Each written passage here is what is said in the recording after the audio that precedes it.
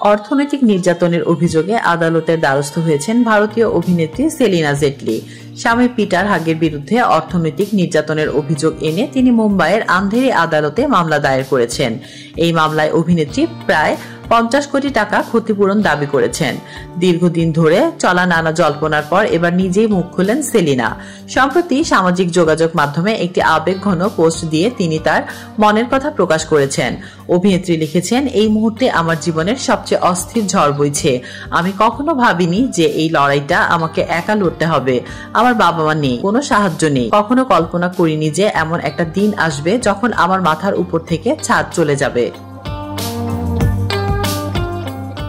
আমার বাবা মা, ভাই, আমার সন্তানেরা এবং যে মানুষটি আমার পাশে থাকার, ভালোবাসার, যত্ন নেওয়ার এবং আমার সঙ্গে প্রতিটি কষ্ট সহ্য করার প্রতিশ্রুতি দিয়েছিলেন, তারা ছাড়া জীবনে চলবো। জীবনের এই কঠিন পরিস্থিতিতে নিজের অবস্থান তুলে ধরে সেলিনা বলেন, জীবন আমার কাছ থেকে সবকিছু কেড়ে নিয়েছে। আমি যাদের বিশ্বাস করেছিলাম তারা চলে গেছে, আর যেসব প্রতিশ্রুতিতে ভরসা করেছিলাম সেসব ভেঙে গেছে। কিন্তু এই ঝড় আমাকে উড়িয়ে দিতে তার কথায় আমাকে শেখানো হয়েছে, যখন গোটা পৃথিবী আমাকে নিচে ফেলতে চাইবে তখন উঠে দাঁড়াতে হবে। আমার হৃদয় ভাঙলেও এই লড়াই চালিয়ে যেতে হবে। আমার প্রতি অবিচার করা হলে কোনো করুণা না দেখানোই আমার ধর্ম।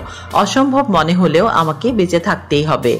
তিনি কৃতজ্ঞতা প্রকাশ করে লিখেছেন, আমার সবচেয়ে অন্ধকার সময়ে আমার মর্যাদা এবং অধিকারের জন্য লড়াইয়ের সময় যারা আমার ঢাল হয়ে দাঁড়িয়েছেন তাদের প্রতি আমি কৃতজ্ঞ। তাসলিমা আক্তার শিমু, SBS বাংলা।